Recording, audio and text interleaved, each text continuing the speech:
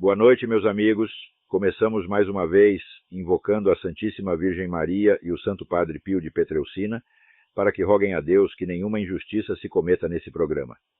Este é mais um episódio do AI Outspeak, onde damos vida por meio de inteligência artificial a textos antigos de Olavo de Carvalho. Hoje apresento o artigo Confusão e Erro publicado no Diário do Comércio em 09 de maio de 2008. Quando o governo americano resolveu apostar em Lula como freio para as pretensões de Hugo Chávez, o resultado era mais que previsível. Sob uma cortina de sorrisos tranquilizantes estendida pelo presidente brasileiro, a esquerda revolucionária latino-americana teria campo livre para crescer e dominar mais meia dúzia de países, sem que o Departamento de Estado opusesse a isso, senão alguns resmungos antichavistas periódicos, pro forma e totalmente inofensivos. Escrevi que isso ia acontecer e aconteceu. O simples fato de que a senhora Condoleezza Rice e o presidente Bush concentrassem seus temores na pessoa de Hugo Chávez,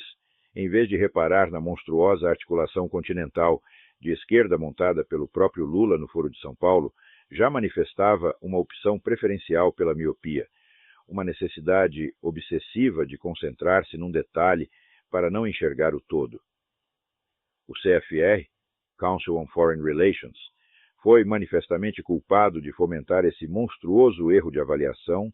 ao emprestar sua prestigiosa tribuna para que os senhores Luiz Felipe de Alencastro e Kenneth Maxwell negassem a existência do Foro de São Paulo numa época em que as atas das assembleias dessa organização já estavam publicadas e à disposição de qualquer estudioso honesto.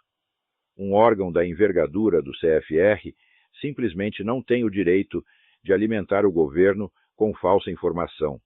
pois está consciente de que sua palavra é ali ouvida com reverência e temor. Mas agora sabemos que o erro teve uma segunda origem ainda mais escandalosa. Foi o próprio Lula que, em 2005, ofereceu ajuda ao governo americano para acalmar Chávez. O emissário escolhido para levar a oferta já constituía, pela singularidade da sua pessoa, a prova mais patente de que não havia na proposta senão o intuito de acalmar, isto sim, o governo dos Estados Unidos, para que não prestasse atenção ao Foro de São Paulo e ao crescimento do seu poder avassalador.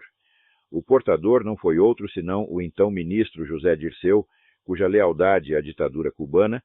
e, portanto, ao Foro de São Paulo, que é uma extensão dela, não advém só de sua imensa dívida pessoal para com o regime que o transformou de militante de segunda classe em comandante da esquerda armada brasileira, mas deve-se também a um laço de ordem profissional, de vez que o referido é oficial do Serviço Secreto Militar Cubano, um cargo ao qual o prefixo ex, quando não se trata de pessoa exilada, presa ou falecida, só pode ser acrescentado a título de desinformação ou de piada. Um indício ainda mais direto de que se tratava de presente de grego foi fornecido pelo próprio José Dirceu, ao declarar à senhora Rice, na ocasião, que não havia nenhuma ligação entre Hugo Chávez e as Farc, ligação que hoje está mais que provada e que ele então não podia ignorar de maneira alguma. Um terceiro fator que contribui para nublar a visão que o governo americano tem da política de Lula é a presteza e alegria com que este último cede às injunções dos investidores estrangeiros,